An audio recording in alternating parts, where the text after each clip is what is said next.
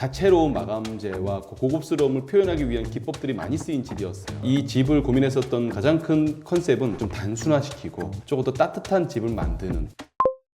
안녕하십니까, 원파베르 윤순장입니다. 제가 지금 나와 있는 이곳은 송도에 있는 54평형 아파트 현장입니다. 제 옆에 계신 분은 이 현장을 담당해 주신 대리 디자이너님이신데 자기소개 한번 해주시죠. 안녕하십니까. 저는 홈파베르 디자이너 제리입니다. 이 현장 같은 경우는 기존의 비포 이미지를 보시면 아시겠지만 굉장히 이 집이 다채로운 마감재와 고급스러움을 표현하기 위한 기법들이 많이 쓰인 집이었어요. 가족분들의 라이프 스타일은 전혀 그런 부분들이 맞지가 않아서 인테리어를 결심하게 되었습니다. 저희가 이 집을 고민했었던 가장 큰 컨셉은 좀 단순화시키고 조금 더 따뜻한 집을 만드는, 그리고 고객님께서 그림을 그리시는 걸 좋아하시는데 그림을 볼 수 있게끔 만드는 게 현장의 포인트였습니다. 그리고 일단은 거실에는 TV가 없을 거예요. 거실에는 TV보다는 이제 책꽂이, 책을 수납할 수 있는 수납장이 위주가 될 거고, 주방 쪽에서는 고객님께서 또 요리하시는 걸 되게 좋아하시니까 큰 대형 주방이 있습니다. 저희가 곳곳을 다니면서 이 현장이 어떻게 변했는지에 대해서 상세하게 설명을 드리도록 하겠습니다. 자, 같이 보러 가시죠.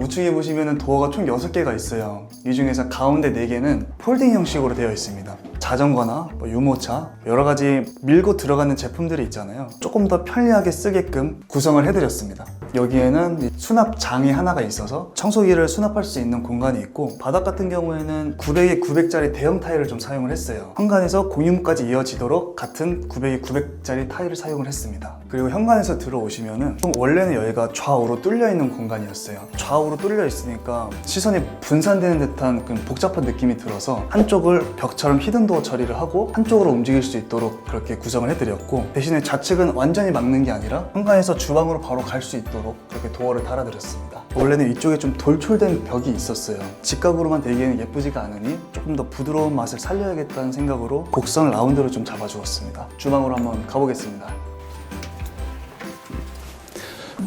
네, 여기가 주방인데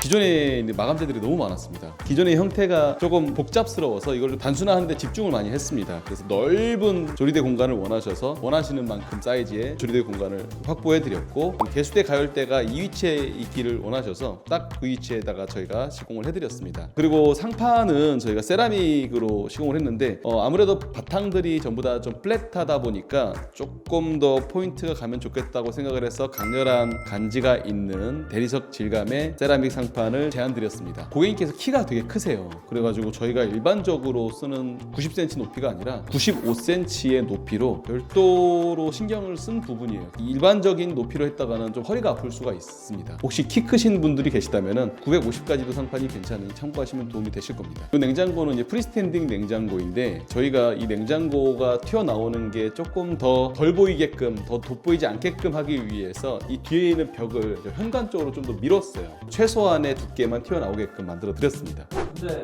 아무리 그렇다 해도 냉장고가 튀어나와 있는데 이거 문제 있는 거 문제는 아니고, 이 뒤에 보시면 아직 덜 밀어 넣어가지고 공간이 이렇게 있는 겁니다. 프리스탠딩 냉장고에서 뒤에 공간을 이렇게 잡아놓고 이제 좀 더 밀으면 딱 맞아 떨어지는데요. 네, 오해하시면 안 됩니다. 이렇게 작은 쪽장이 들어가는데, 이런 장들은 일반 여다지로 할 경우에는 이 깊이감이 있어서 뒤쪽 공간을 쓰기가 굉장히 어렵습니다. 그래서 이런 공간이 있을 때에는 펜트리장에 하드웨어들을 넣어두는 걸 추천드립니다. 이쪽 공간은 지금은 비어져 있어요. 여기가 자연광이 들어오면서 고객님이 요청하셨던 게 작업 테이블을 두실 거예요. 아이와 함께 그림을 그릴 수 있는 공간으로 여기를 활용하실 계획입니다. 그리고 이쪽 방은 이쪽에 문이 있었어요. 이쪽에 이렇게 문이 있어가지고 방 하나를 통째로 쓰는 구조였는데, 저희가 이 공간에 대한 활용성적인 부분을 고민을 하다가 기존 방문 위치를 막고 팬트리 공간으로 쓸 수 있게끔 잡았습니다. 이쪽은 이제 고양이가 있다고 말씀을 초반에 드렸는데, 고양이가 놀 수 있는 캣워크라고 하죠. 핀터레스트에서 이미지를 몇 개 찾아가지고 가장 마음에 드는 이미지로 이렇게 비슷하게 따서 만들어 드렸는데, 이것만으로도 고양이 있는 집이다 하면서 좀 재미가 있지 않나요?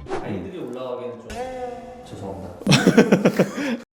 반대편은 TV가 있을 것 같지만 반대편도 TV는 없어요. 위쪽은 책장으로 저희가 구성을 했는데 고객님께서 일단 거실 쪽에서 TV는 안 보겠다라고 말씀을 하시더라고요. 그래서 양쪽 다 전통적인 거실 구성인 소파랑 TV 이런 구성이 아니라 TV가 없는 서재화된 그런 거실이라고 봐주시면 좋을 것 같습니다. 이제는 좀 TV를 거실에 안 넣는 추세인가요? 제가 여러 번에 걸쳐서 말씀드리긴 했지만 꼭 거실에 소파가 있어야 되고 TV가 있어야 되고 이런 건 아니다. 이제는 각각의 라이프 스타일이 맞춰서 특히나 인테리어를 할 경우는 더더욱이 내가 가고자 하는 방향 혹은 우리 가족의 라이프 스타일대로 이 거실을 구성을 하는데 조금 주안점을 두시는 걸 추천드립니다. 그럼 이제는 주방에 약간 싱크대 이런 게 없어도 되고 그럴 수도. 오늘 PD님 질문이 과하시네. 하던 대로 하시면 좋을 것 같아요. 거실 욕실 같은 경우에는 크게 구조 변경하는 거 없이 기존에 뭐 세면기, 변기, 샤워 그 위치에 맞춰서 그대로 진행해드렸고 타일은 이번에는 TMP 타일에서 600에 1200각짜리 타일을 좀 사용을 하였습니다. 기존에 홈파가 하던 스타일은 아닌 것 같은데. 맞아요. 이게 원래는 저희가 기존에 하는 스타일은 아니고 고객님께서 또 원하시는 니즈가 있으셨거든요. 원하시는 그 거울 모양, 일반적이지 않은 상부장 이런 거를 인터넷에서 구매를 해주셔서 보내주셨을 때 저희가 갈아드린 겁니다. 저희 디자이너들이 제안하는 거에 실패는 없습니다. 정말로 멋있게 만들 수 있는 자신감이 있어요. 대신에 고객님께서 말씀 주신 니즈에 맞춰서 녹여낼 수 있는 걸 제가 잘합니다. 연락 주세요.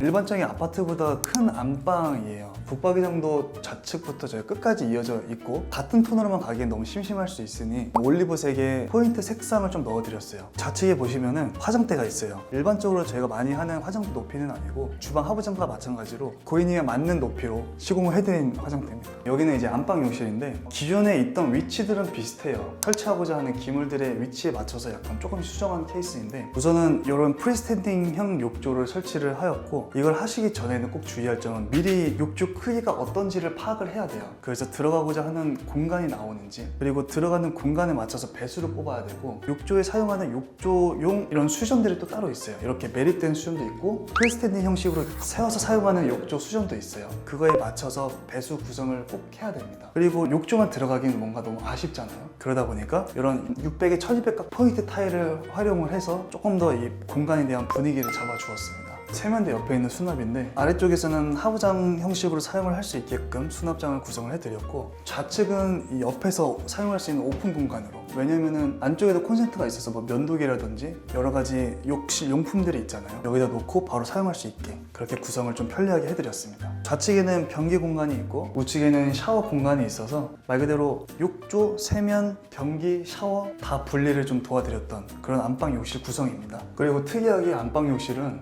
이쪽에 보면 터닝도어가 하나 있잖아요. 신기하게 여기는 발코니로 되어 있어요. 오픈 시스템장 활용해서 그냥 창고 형식으로 사용을 하려고 하고 있고 여기도 확장은 가능해요. 확장해서 더 넓게 사용할 수는 있지만은 그것만큼 더 비용이 추가로 많이 들겠죠. 근데 돈을 들여서 확장할 만큼 사이즈가 작은 것도 아니고 그래서 조금 더 여기는 창고로도 쓰고 안방 욕실로도 쓰려고 이렇게 구성을 그대로 놔두었습니다.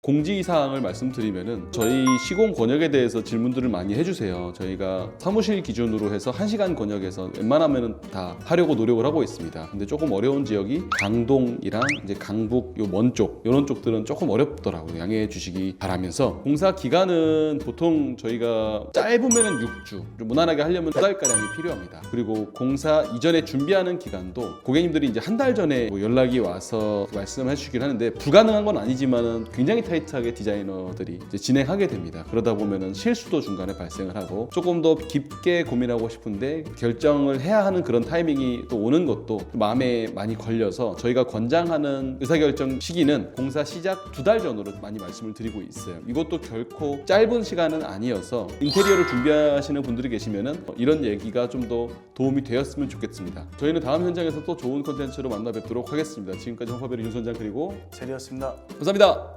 끝!